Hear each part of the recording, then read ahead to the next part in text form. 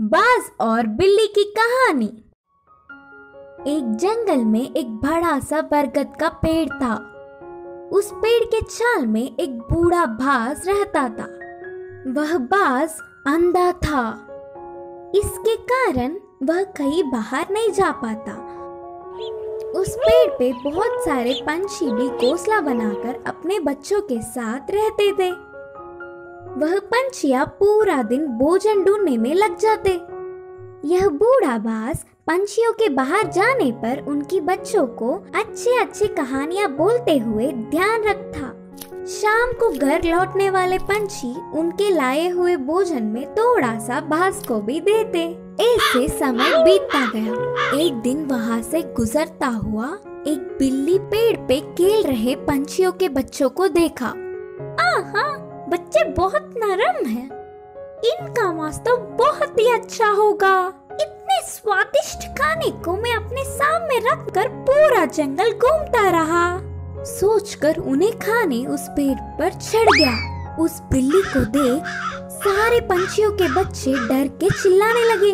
वह आवाजें सुनकर बाज शाल से बाहर आकर कौन है वो करके गुस्से में चिल्लाया। उस चिल्लाहट सुनते ही बिल्ली के ऊपर के प्राण ऊपर ही गए। उधर उन बच्चों के अलावा कोई नहीं सोचकर पेड़ चढ़ गया था। पर अब बाज को देख कांपने लगी। बचने के लिए उसे कोई रास्ता नहीं दिखा। जो होगा सो होगा सोचकर साहस करके कहा, हाँ, मैं एक बिल्ली हूँ। आपके आज्ञा के बिना इस पेड़ पर चढ़ के आने के लिए माफी चाहता हूँ। तब तुरंत बाज, क्या तुम बिल्ली हो? पहले इस पेड़ से उतरकर चले जाओ, नहीं तो तुम्हारे प्राण ले लूंगा, बोलकर चेतावनी दी।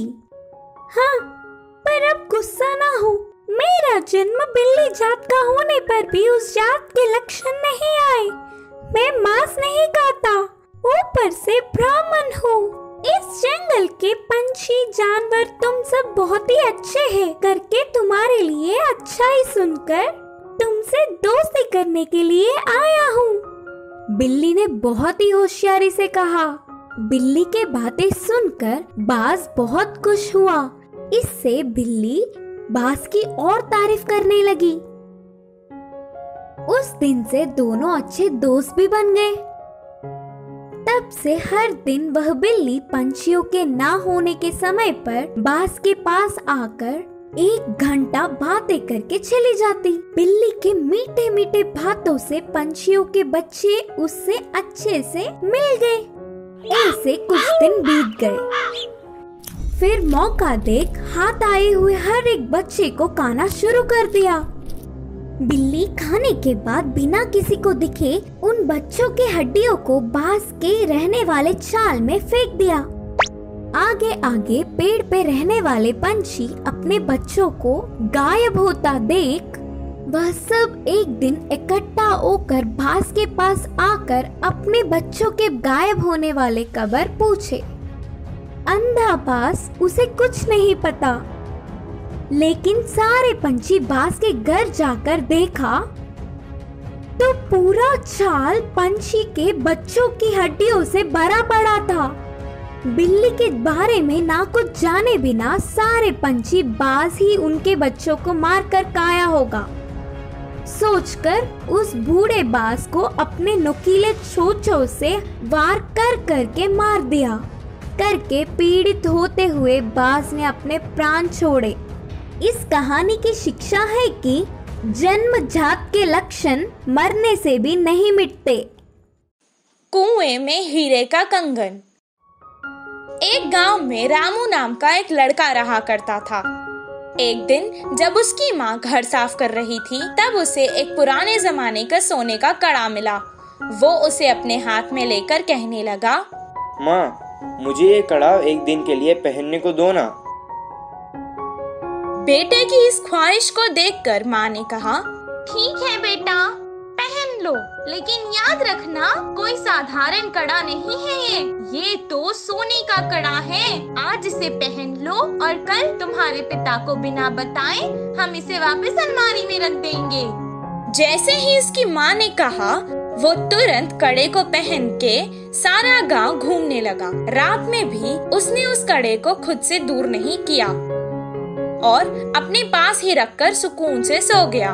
उस रात उसके गांव में चोर घुस आए और जिसके घर से उन्हें जो कुछ मिलता था, जैसे पैसे, जेवर, सोना, सब उठाकर ले जाते थे। सुबह जब उसके गांव वालों को पता चला कि उनकी सभी मूल्य चीजें चोरी हो चुकी हैं, वो सब शोर मचाने लगे। कितना ढूंढने पर भी चोर का पता नहीं चला। रामू की वजह से उसके पुरखों का सोने का कड़ा चोरी हो चुका था। ये सुनकर उसके पिताजी को बहुत गुस्सा आया और वो डांटने और मारने लगे। कुछ देर बाद उसने कहा, वो कोई खिलौना नहीं था जो तुमने खो दिया, वो मेरे पुरखों की निशानी थी। अब दोबारा मुझे अपनी सूरत नहीं दिखाना, निकल जाओ यहाँ से। बेटे को कड़ा देने के लिए वो अब अपनी पत्नी को भी डांटने लगा। वहीं रामू अपने पिता से मार खाकर बहुत दुखी होकर घर से रोते रोते निकल गया। पास के बगीचे में जाकर एक बड़े पेड़ के नीचे रोता हुआ वो बैठ गया। वहीं पेड़ के नीचे जो चोर ने उसका कड़ा चुराया था, वो चोरी किया हुआ सामान वहां बंटवारा कर रहे थे। वो दोनों चोर जोर जोर से बात कर रहे थे। ये सुनकर रामू को पता चल गया कि वो वही चोर है। वो धीरे से वहां से उठा और कुएं के पास जाकर कुएं में देखकर रोने लगा और कहने लगा कि उसके हीरों का कड़ा कुएं में गिर गया है। उसके रोने की आवाज सुनकर चोर उसके पास आए और रामू से पूछने लगे कि वो क्यों रो रहा है। रामू ने जवाब दिया, मेरे दादा बहुत बड़े पंडित थे और उन्होंने एक जमींदार के पास पूजा की थी, तो उन्होंने उन्हें तोहफे में एक हीरो से भरा हुआ सोने का कड़ा दिया था। वो कड़ा मैं मेरे घर वालों को बिना बताए पहन कर आ गया था और यहाँ आकर खेल रहा था और अचानक मेरे हाथ से वो कड़ा फिसल कर गिर गया था। जब मैं उस कड़े को हाथ लगाता था तब भी वो मुझे डांटते थे और अगर मैं उन्हें बताऊंगा कि मेरे हाथ से वो कुएं में गिर गया तो वो मुझे मार देंगे।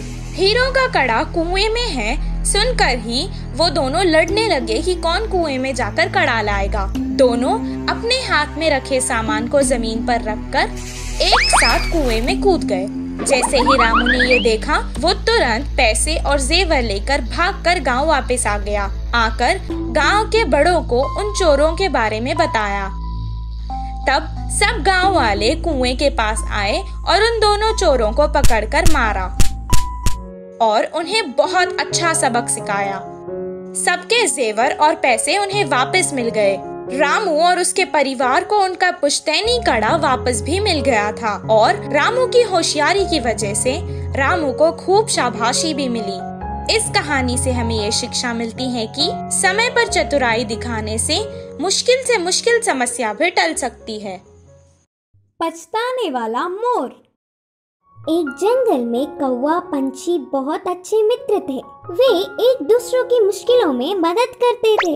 एक दिन कौवा पंछी के रहने वाली जगह पर बचाओ बचाओ मित्र बचाओ बोलते हुए कांपता एक मोर उनके पास भागते हुए आया।